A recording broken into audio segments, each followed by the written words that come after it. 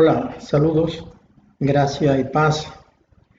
Por acá estamos leyendo las Sagradas Escrituras y en el libro de las Revelaciones, en Apocalipsis, capítulo 1, verso 3 dice: Bienaventurado el que lee y los que oyen las palabras de esta profecía y guardan las cosas en ella escritas, porque el tiempo está cerca.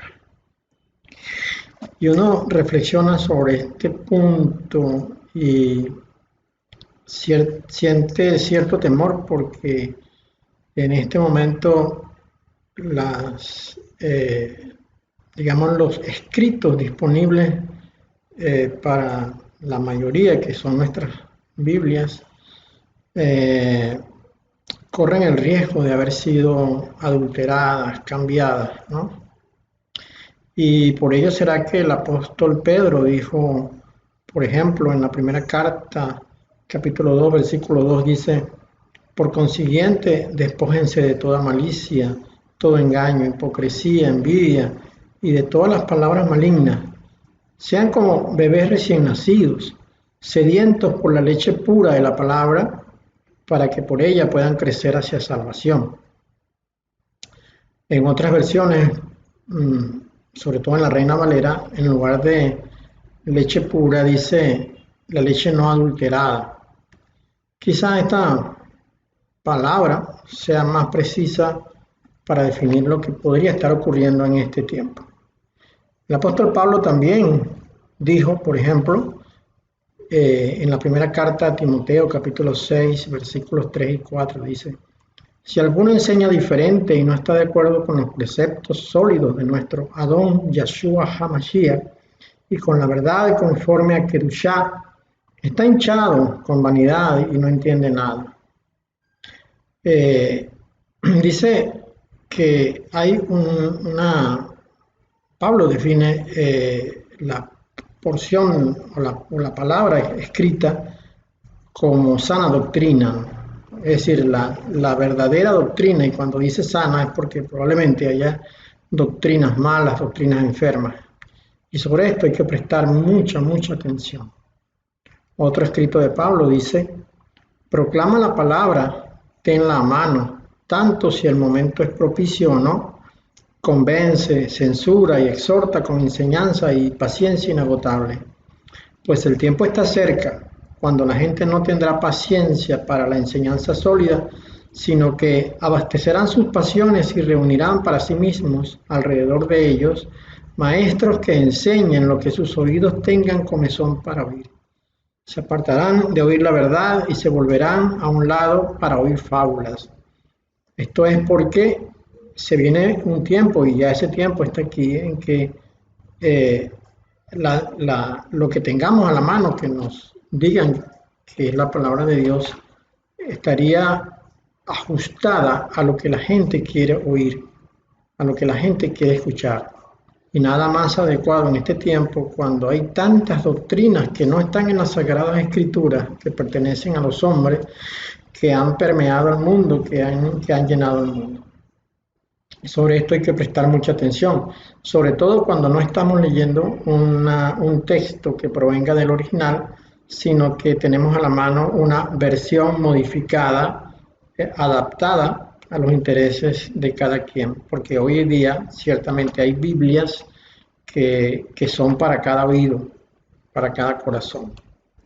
Y en este sentido, pues tendríamos que hacer una diferencia entre lo que es la Biblia y lo que es o representa las Sagradas Escrituras.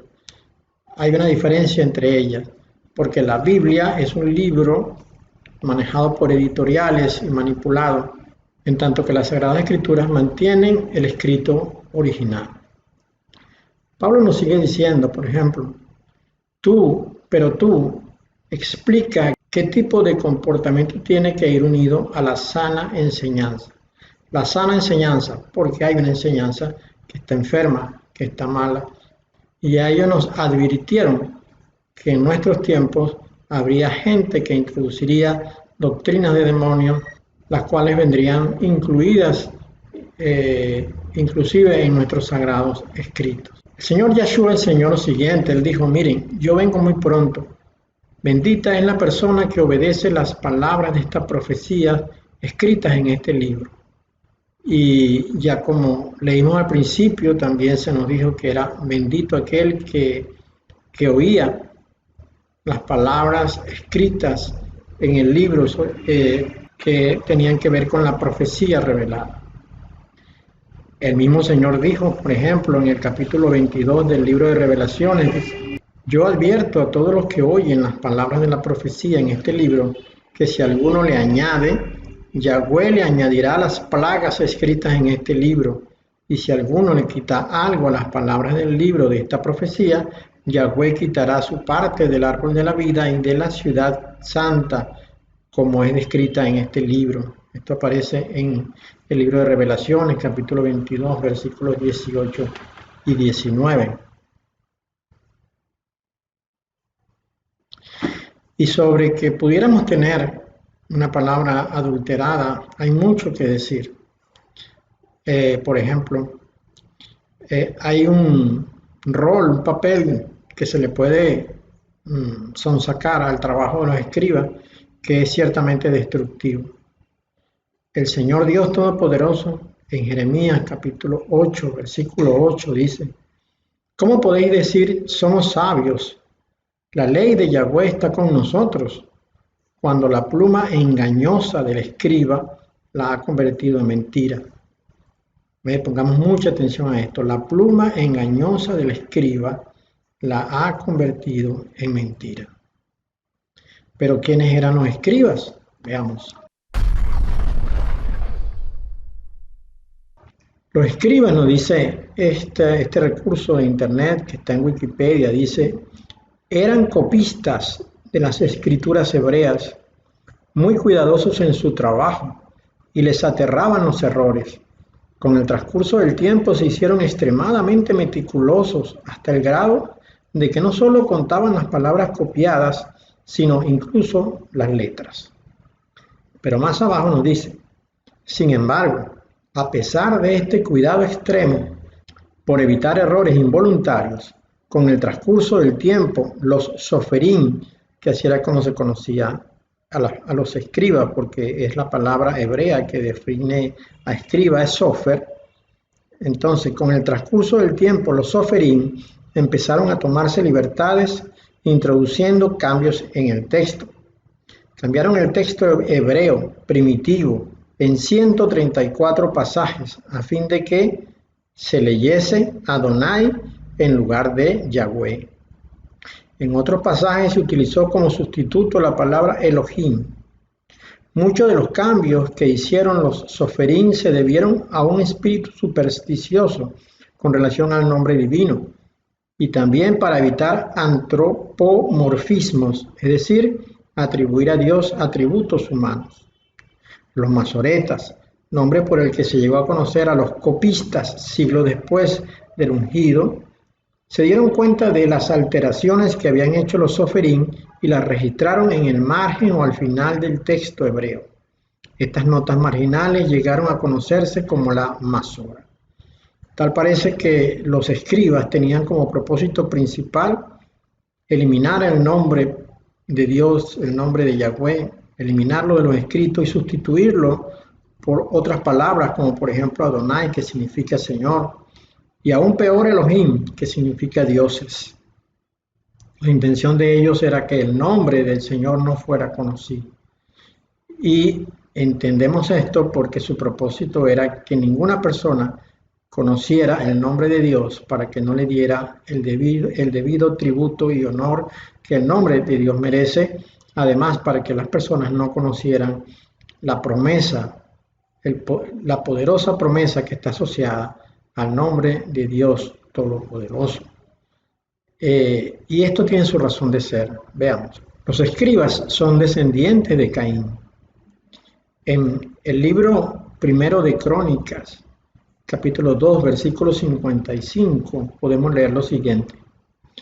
Y las familias de los escribas que habitaban en Jabes, los tirateos, los simeateos y los sucateos, los cuales son los ceneos que proceden de Amat, padre de la casa de Recab. Veamos acá que está diciendo que los escribas eran ceneos, y la palabra ceneo es un patronímico de Caín. Lo que está diciendo es que los escribas eran descendientes de Caín. En consecuencia, si son descendientes de Caín, nunca podrían estar buscando el favor para Dios, ni podrían de ninguna manera estar manifestando un amor a Dios en su trabajo. Por el contrario, al ser descendientes de Caín, pues procuraban cumplir y satisfacer los deseos de su padre, que es el diablo.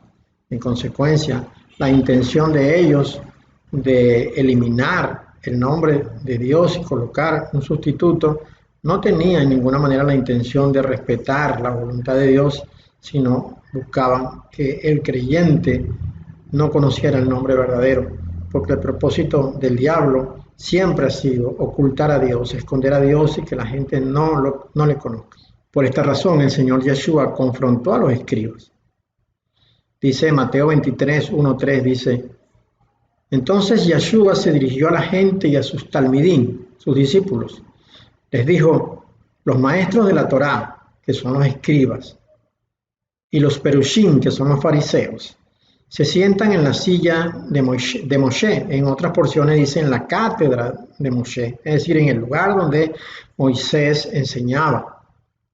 Así que cualquier cosa que le digan que Moshe dijo, tengan cuidado de hacerla, pero no guarden sus ordenanzas ni hagan lo que ellos hacen, porque ellos hablan, pero no actúan. Y sigue diciendo el Señor: aman ser saludados con deferencia en las plazas del mercado y ser llamados rabí, que significa maestro.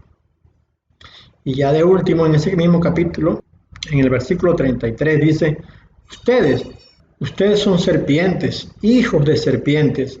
¿Cómo pueden escapar de ser condenados del Gei Inon, que es el infierno? Aquí podemos comprobar lo que leímos anteriormente en 1 de Crónicas 2:55. Los escribas son descendientes de Caín, y Caín era hijo de Satanás. Por eso el Señor les está diciendo: ustedes son hijos de la serpiente, son descendencia de la serpiente. Así que, ¿cómo podrán escapar de la condenación del infierno cuando precisamente el infierno ha sido preparado para el diablo, sus ángeles y sus descendientes? Será por esta razón por la que entendemos que el Señor Yeshua fue asesinado por los escribas. En Mateo 16, 20, 21 dice: a partir de ese momento comenzó Yeshua a hacerles saber a sus talmidín, a sus discípulos, que tenía que ir a Jerusalén y soportar mucho sufrimiento a manos de los ancianos, de los principales Coanín y de los maestros de la Torá. Esto que traduce la Brit Hadashah acá como maestro de la Torá, en tu Biblia la vas a encontrar como escribas. De los principales Coanín y de los maestros de la Torá, es decir, de los escribas, y que lo iban a matar, pero al tercer día tenía que ser resucitado.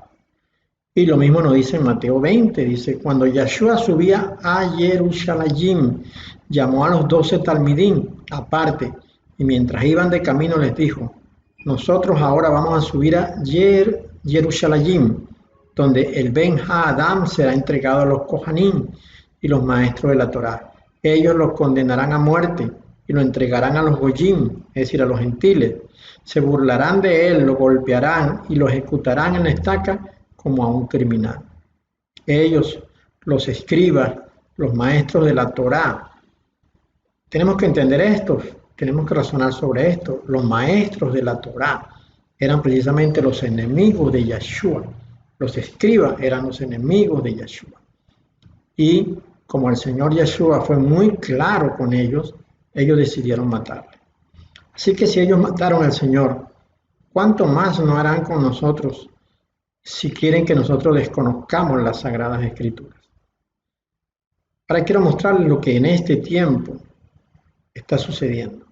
Quiero hablarles del nuevo orden mundial, o como alguno le llamó, el nuevo orden de los bárbaros.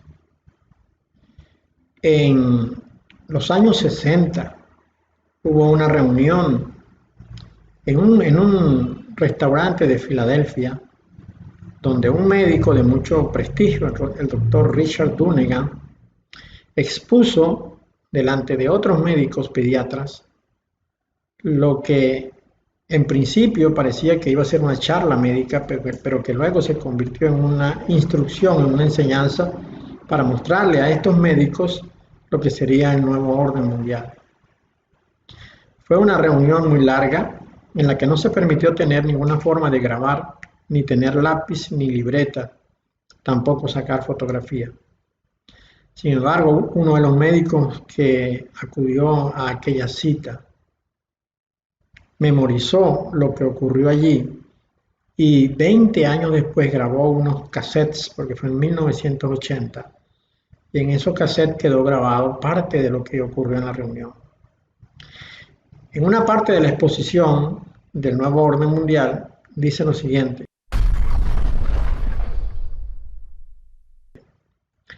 mezcla de todas las religiones antiguas tendrán que irse. Dice lo siguiente: otra área de discusión fue la religión. Se trató de un discurso ateo declarado, y él dijo: la religión no es necesariamente mala. Mucha gente parece necesitar la religión con sus misterios y rituales, por lo que, bueno, tendrán religión. Pero las principales religiones de hoy en día tienen que ser cambiadas, porque no son compatibles con los cambios venideros. Las antiguas religiones tendrán que irse, especialmente el cristianismo. Una vez que la Iglesia Católica Romana sea quitada, el resto del cristianismo caerá más fácilmente. Como consecuencia de esto, se aceptará una nueva religión para su uso en todo el mundo. Incorporará algo de todas las viejas religiones para que sea más fácil que la gente la acepte y se sienta como en casa al mismo tiempo. La mayoría de la gente no se preocupa demasiado con la religión, se darán cuenta de que no la necesitan. Luego dice: cambio de la Biblia a través de revisiones de palabras claves. Con el fin de lograr esto, la Biblia será cambiada, será reescrita para adaptarse a la nueva religión. Poco a poco las palabras claves serán reemplazadas con nuevas palabras que tienen diversos matices de significado. Entonces, el significado atribuido a la nueva palabra puede estar cerca de la palabra antigua, y a medida que pasa el tiempo, otros matices de significado de esa palabra se pueden destacar, y luego, poco a poco, esa palabra será reemplazada con otra palabra. No sé si lo estoy poniendo en claro, dijo el doctor, pero la idea es que todo en la escritura no tiene por qué ser reescrito, solo palabras claves que serán reemplazadas por otras palabras. Y la variabilidad en sentido unido a la palabra se puede utilizar como una herramienta para cambiar todo el sentido de la escritura y por lo tanto que sea aceptable para esta nueva religión. La mayoría de la gente no sabe la diferencia, y este fue otro de los momentos en los que él dijo: son tan pocos los que notarán la diferencia que no será un problema a considerar. Luego enfatizó sobre esto: las iglesias ayudarán. Luego siguió una de las más sorprendentes declaraciones de toda la presentación. Él dijo: algunos de ustedes probablemente piensan que la iglesia no apoyará esto. Y continuó diciendo: las iglesias nos ayudarán. No estaba claro exactamente lo que tenía en mente cuando dijo las iglesias nos ayudarán.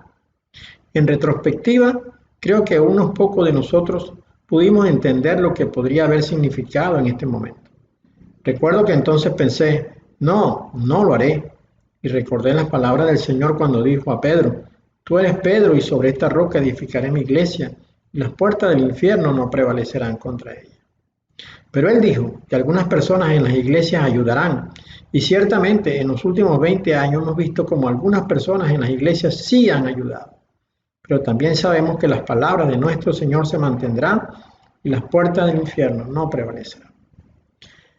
Lo cierto es que esto fue escrito en los años 80. Ya han pasado 40 años desde aquel momento que el doctor escribió y 60 años desde que fue dado aquel discurso.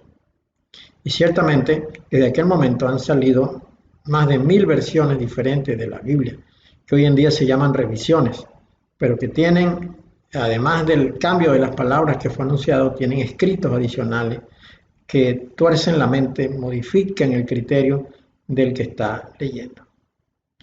Son tiempos difíciles para nosotros, pero ciertamente nuestra estrategia debería estar en buscar las versiones más antiguas de la palabra de Dios, lo más antiguo que nos sea posible llegar, y nunca tener a la mano como uso personal una Biblia de una versión reciente, porque seguramente que esta estará doctrinalmente influida.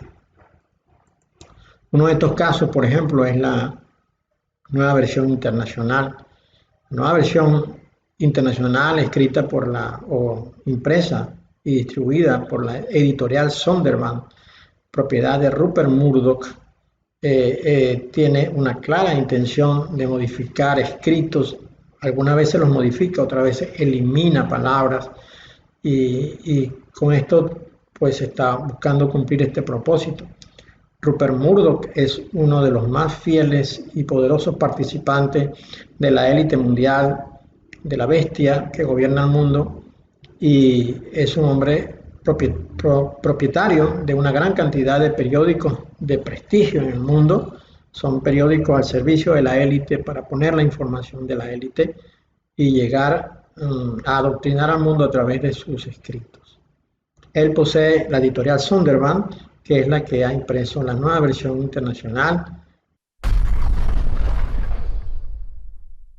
que ha cambiado, por ejemplo, ha eliminado el nombre de Yahweh y cambiado y sustituido por palabras como el Señor, como Elohim, en muchos de los escritos. Aquí, por ejemplo, vemos Éxodo 3:15-16, Isaías 42:8, Job 1:21, Salmo 124:8, Ruth 2:4.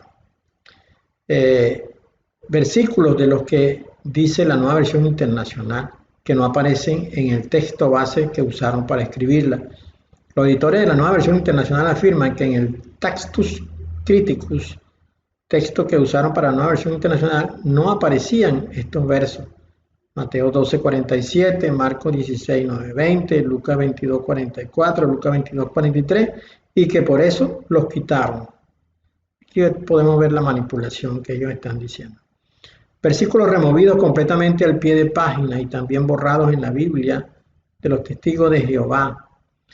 No solamente esto, sino una gran cantidad. Le animo a que compare la Reina Valera de 1960 con la nueva versión internacional y podrá encontrar cientos de estos. Mateo 17:21, Marcos 7:16, Marcos 15:28, Juan 7:53, Mateo 18:11, Marcos 9:44, Lucas 23:17, Mateo 23:14, Marcos 9:46 y Juan 5:4. Aparece una línea divisoria entre este y el texto principal en Hechos 24:7, Hechos 28:29, Romanos 16:24. La pregunta es, ¿para qué colocaron esta línea divisoria? ¿Será que querrán indicar con eso que esa parte de la Biblia no está del todo clara y por eso la línea? Versículos que no aparecerán probablemente en la próxima revisión de la nueva versión internacional. Se ha cambiado su número por el anterior. Ojo, no es error tipográfico, dice. La intención es borrarlos en la próxima edición. Así hicieron los testigos de Jehová en su tiempo. Marcos 11:26, Lucas 17:36 y Hechos 15:34. Versículos a los cuales se les cambia el sentido al utilizar otras palabras que no guardaron relación con el original. Veamos acá. Lea en la nueva versión internacional, el texto crítico es inferior al textus receptus. Génesis 3:16, siembra la semilla de la discordia por la utilización del término Él te dominará. En Génesis 5:2, no se puede leer que Adán y su mujer, los dos, tenían el mismo nombre, es decir, los dos se llamaban Adán. Éxodo 20:5, apoya la doctrina de maldición hereditaria y se contradice con Ezequiel 18 al 20. Ella misma se contradice. Éxodo 30, 25-23, en la Reina Valera 1960, establece que esta sería la única vez que se usaría el aceite de la unción santa. Pero en la nueva versión internacional abre la puerta a que se use nuevamente y en exclusividad. En 1 Samuel 1:9 hace creer que había autorización para tener una silla en el templo. Eso estaba prohibido. Leer Éxodo capítulo 24 hasta el capítulo 40. En los muebles que Dios autorizó nunca se menciona una silla. Cuando se lee la Reina Valera 1960, podemos entender que el sacerdote Elí era descansando o pereceando, y en el templo nadie podía estar sentado, todos debían permanecer de pie ante Yahweh. Hechos 8:37 hace creer que la gente piensa que pueden ser bautizados y salvos sin creer en el Señor Yahshua. Apocalipsis 1:5 hace creer que no hemos sido lavados de nuestros pecados, solo que te han librado y te da la sensación de que podrían caer sobre ti nuevamente.